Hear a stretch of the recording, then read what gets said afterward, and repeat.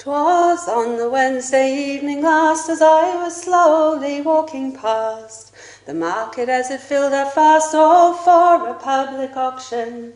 My attention the crowd did engage, so I made my way towards the stage, wondering who would spend their wage when these words I heard out loud. Mary McIntosh is her name, but me lawful wife she'll not remain. My freedom I would have again, and I will tell you why. She wouldn't stay well true to me, another man she'd often see, or else she'd be out on a spree, drinking wine and brandy.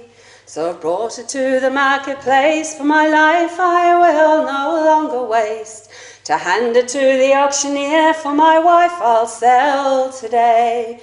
Well, the crowd began a murmuring, by God, now we've seen everything.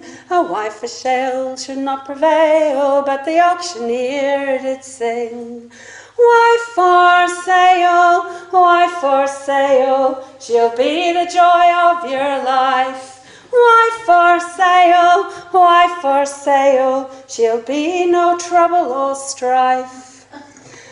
Well, the healing man stepped through the crowd, and for his bid he said aloud, she'd be a good like lassie, so I'll bid ye 10 and 20. But a tinker who was close at hand said, you'll no go tay a healing man. I'll up the bid by 6pence for to make the lassie mine. A Killarney man who couldn't wait called loudly out in a drunken state, with his mouth as wide as the turnpike gate, 2 shillings more I offer. Well, a brogue maker who from Newry came, seeing the woman all alone, was so enraged to be insane. The Killarney man he belted, and seeing the Killarney man out cold, it amused the woman to be sold, and she heartily laughed as the Newry man bold continued on his quest. To the auctioneer he next did go, and he dealt to him a fearsome blow, and the night of the hammer's blood did flow to the cheering of the crowd.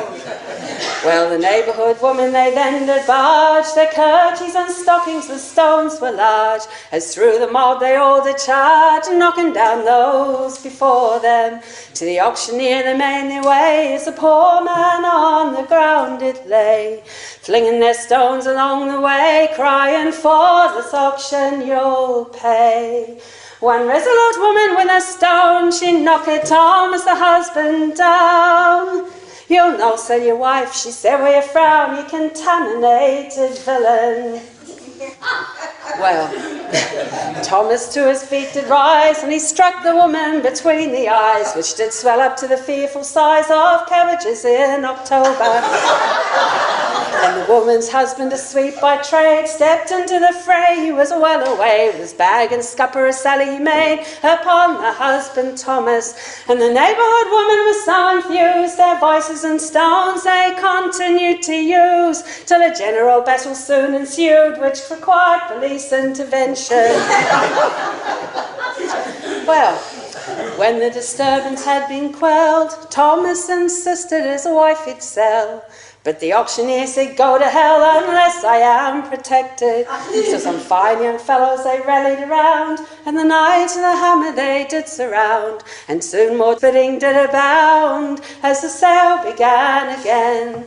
Wife for sale, wife for sale, although I fear for my life. Wife for sale, wife for sale, there's been such trouble and strife. Well, an old Jack Tar did up and step, saying she is the best woman I'll ever get. She's as fine as a frigate with the sails full set, so 1/2 crown more I bid ye. And finally a farmer, a widower, said I bid £2 and 5 for her. For women they are blessed rare, and I cannot do without her. So the auctioneers gavelled £1, and a fine new wife the farmer's found. And with general cheering all around, he stepped up to claim his bride.